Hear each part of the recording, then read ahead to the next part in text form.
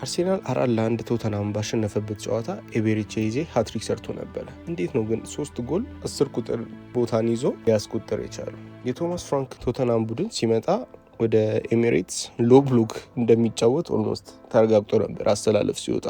ኬቪን ዳንሶ፣ ክሪስቲያን ሮሜሮ እና ሚኪ ቫን ዴቪን እንደ 3 ሴንተር ባክ ሆነው 3-4-3 አስተላለፍ ይዞ ነበር የመጡት። ግን ችግሩ የቶማስ ፍራንክ ሎ ብሎክ እየሰራ አልነበረም እስካሁን ድረስ። ከቼልሲ ጋር አይተነው ነበር ሎ ብሎክ ሲጫወቱ። እናም ጆዋ ፔድሮ ብዙ እድሎችን አግኝቶ ነበር። 1 ጎል አስቆጥሯል። ግን ከዛ በላይ ሊያስቆጥር እንደሚችል ኤክስፔክትድ ጎሉ ላይ ማየት እንችላለን። ሚኬል አርቴታም ኤዜን የ10 ቁጥር ሳይሆን እዚህ ጋር እያጫወተ የነበረው አጥቂ ነበር እያጫወተ የነበረው። ሂት ማፑ ላይ ማየት ትችላላችሁ።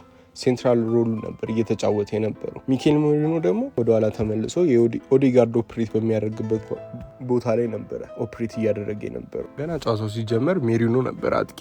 አዎ ይሄ ካርታን አላ ቶሎ አታሳይም ቁማር እየተጫወት ከሆነ ኤቤሬቺ ኤዜ እንደ 10 ቁጥር እየተጫወተ ነበር። ለዛ ነው 2 ደቂቃ ራሱ ሳይሞላው ነበረ ያቺን የዴክላን ራይስ ቻንስ ፈጥሮ ከዛ ግን አጥቂ ነበር እየተጫወተ የነበረው ሚኬል ሜሪኖ ደግሞ። ለዛም ነው የመጀመሪያውን ጎል ትሮሳርድ ያስቆጠረው ላይ እሱ ነበር አሲስት ያደረገው። ካያችሁት ወደ ኋላ ሳብ ብሎ ኳሱን ተቀብሎ ቺፕ አደረገለት ኤዜ። ከዛ ያቺን የአጥቂዋም ሮል እየተጫወታት ነበረ እና ያኔ ጆዋ ፔድሮ 1 ጎል ብቻ ያስቆጠረበት ጨዋታ ላይ ከዛ በላይ የሚያስቆጥርበት ቻንስ የተፈጠረው ምንድነው? የቶማስ ፍራንክ ሎ ብሎክ ስናት አስ ኮምፓክት አስ ሌላ ሎ ብሎኮች እንደሚያደርጉት ኮምፓክት አይደለም። ስለዚህ ከተከላካዮቹ ፊት ለፊት ባዶ ነው፣ ከቦክስ ጫፍ ሆኖ ባዶ ነው። እዚህ ጋር እስቲ ላሳያችሁ ቼልሲ ስንት ከቦክስ ውጭ እየሞከረ እንደነበረ። እናም አርሴናል ኤዜን እዛ ጋር ስለያዘ ኤዜ ደግሞ ከጆዋ ፔድሮ ትንሽ ፓውዛውን ይዞ ነበር እየተጫወተ የነበረው። ስለዚህ ሳብ አድርጎ እንደዚህ አይነት እድሎችን ሲያገኝ ሊያስቆጥር ይችላል። የመጀመሪያው ጎል ከቦክስ ፊት ለፊት ምንም ማርክ ሳይደረግ ነበረ።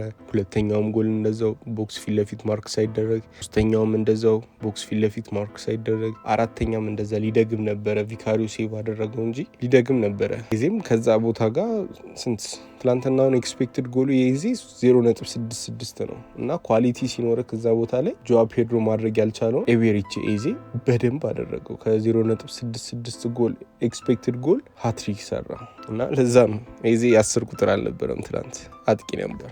ይሄ ቪዲዮ የሰው ደስታ ለሚያስደስታችሁ ነው። ፕላሷን፣ ላይኳን፣ ኮሜንቷን፣ ኮፒ ሊንኳን ካረጋችኋት እኔ ደስ ይለኛል። እኔ ደስ ሲለኝ እናንተ ደስ ይላችኋል። እናንተ ደስ ሲላችሁ እኔ ደስ ይለኛል። እኔ ድጋሚ ደስ ሲለኝ እናንተ ደስ ይላችኋል። እናንተ ደስ ሲላችሁ ወይኔ ፈጣሪ ሆይ ደስ አንልም።